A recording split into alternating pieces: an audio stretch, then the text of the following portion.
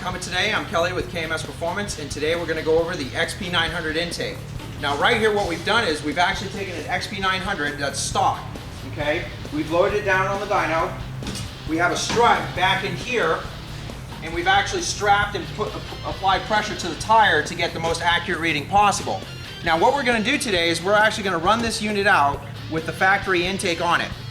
From there, we're actually going to go ahead and install the KMS RZR XP900 intake and see the performance changes that occur. Now, this unit right here has no power commander installed. Cobra attack! And has a Yoshimura exhaust system. But other than that, it is completely stock and it is an XP900. Let's get started, let's make some passes.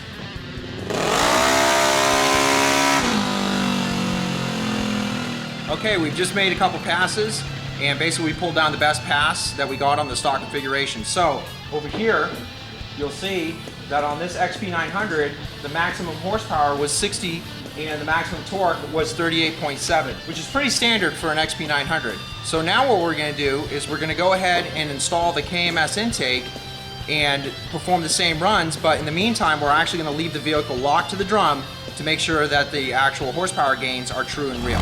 Okay, so now that we made some passes with the stock one, we're going to go ahead and remove the stock air box here and kind of show you a couple little pieces here. Now on the intakes for the XP900s, one of the biggest concerns is that you can't loosen up the nuts. Adam, pliers. Oh my God. Here's Kelly being super strong. My goodness, these are so tight. Awesome. Anyways, now that I've eaten my Cheerios, I'm going to go ahead and remove these clips off of the factory intake. Now Polaris uses a very large flat filter in this airbox scenario, and they're using the plastic housing to actually clamp down and secure the outer edge of this plastic filter. And people are using grease, people are also using reinforcement rings, people are also using additional seals to go in here, but bottom line is we've found that over time, you know, unless you're just extremely careful with this situation, the units can actually suck sand. So the important part of an intake is a double-edged sword. Yeah. You want to be able to provide performance, but you also want to provide ultimate protection to keep sand from going into your engine. So at KMS, what we did was we decided we want the best of both worlds. We want to be able to protect this engine, and we want to be able to get the maximum horsepower possible while making an intake change.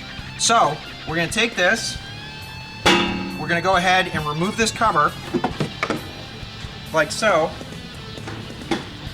and now we're going to show you where the real meat and potatoes are on the intake. Okay, so now that we removed the actual cover and air filter itself, we can actually see the velocity stacks that are inside this engine. In the factory intake, they have these length stacks here. Through extensive dyno testing, what we found is these stacks are actually a little bit too long if you want to make maximum horsepower at, you know, the 8200 RPM that these motors run. So the factory stack is actually this length right here. What we found is we actually go to this stack length right here. There's actually 4 horsepower that you can gain from going from this length to this length right here. Okay, so like I said, we sat here and we started off with really long velocity stacks, and then we shortened them up and shortened them up and shortened them up, and as we got shorter and shorter, the power kept increasing. So with the KMS intake, what we've decided to do was make, obviously, the stacks this long, incorporate it with a box, and then go ahead and provide a clamp-on style filter over here behind the clutch. Okay, and I'm going to go show you that right now. We've talked about the stacks, now let's go over the piece that we decided to make. So here's actually the new plenum chamber that we designed. Inside this plenum chamber are actually the new stacks. These stacks actually sit like this inside of this box. They're really short and they mount right up to the throttle bodies.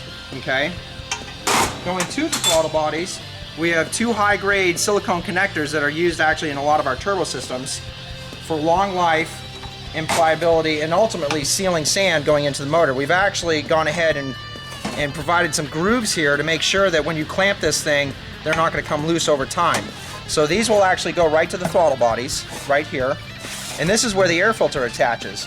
Now as far as the air filter goes, we actually use a cane end, and then we use a uni wrap that actually goes over the K&N itself.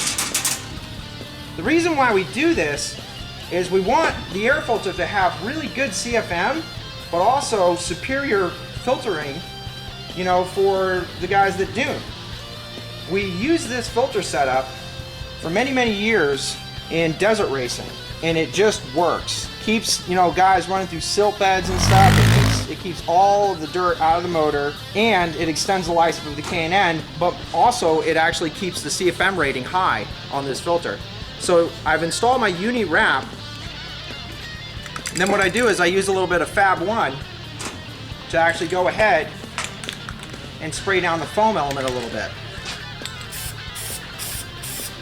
You don't want to go too crazy on it. You just want to give a nice light coat. And you come through, spray it around, and that's the foam element. On top of that, to keep the foam element alive longer, is we actually go even with an outerwear over that, okay? And this gives you 3 layers of protection to keep dirt out of your motor, okay? And like I said, we use this filter setup in Best in the Desert. These guys run 600 miles, Vegas to Reno, and they just do not pull sand through the motor with this filter setup. We know it works. We've been running it for over 10 years, and it's something that I felt was absolutely necessary to keep, you know, to protect your investment on the XP900.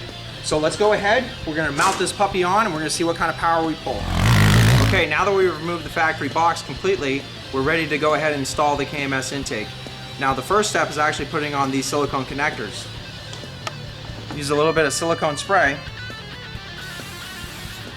Where are my blue gloves? Blue gloves. Okay, so now I got my blue gloves on. We're ready to install the silicone connectors. And what I do is, I first get the connector strapped up on the throttle body. Okay, so now we're putting them on. You can actually kind of square them up a little bit. I feel the back side. What? Just to make sure that we're right where we need to be on the throttle body itself. And I'll orient these connectors to make life easy. Or clamps, I should say. I find it easiest to come in from underneath and tighten these up with the nut driver. Now these connectors are actually rated for turbo systems, so they'll have an incredible long life. They're very tolerant to heat, vibration, the whole nine. And we felt it was really important not to use something like radiator hose or just some simple rubber hose to make these connections. We wanted something that was going to be solid and last a very, very long time. Now that I actually have those on, I'm going to actually put these on and orient them like so. That way I can come down with the nut driver from the top and tighten these once the air box is on. Okay, so now we're going to go ahead and prep the air box and install it right here. Now that I have my air box over here, what we need to do is we need to transpose some of the hardware from the OEM box. There's these 2 rubber grommets that actually have little collars inside of them, like so. What we're going to do is we're going to put the rubber grommets in these holes right here. Little silicone spray, okay. Slide my collars in, and there, and there. Now, I'm ready to put this on. Take my silicone spray. Now if you're going to put this on and you find that literally the clamps are a little bit too tight because it's not wanting to slide on, you just kind of loosen up the clamps a little bit. But it looks like I got that one pretty good. And this thing literally, we got this oriented to where the actual spigots that come out of this box are literally right up against throttle bodies. So that eliminates the throttle bodies from bouncing like this. Like you'll see people that will actually offer like better intake manifolds for these things, and the reason being is because the throttle bodies on these things are kind of bouncing around. Well, what we've decided to do is we made this like really a secure fit to make sure the throttle bodies really don't have any play and won't wear out the actual spigots that go onto the cylinder head itself to secure the throttle bodies. So this kind of helps support those throttle bodies. So now we use the factory hardware right up in here.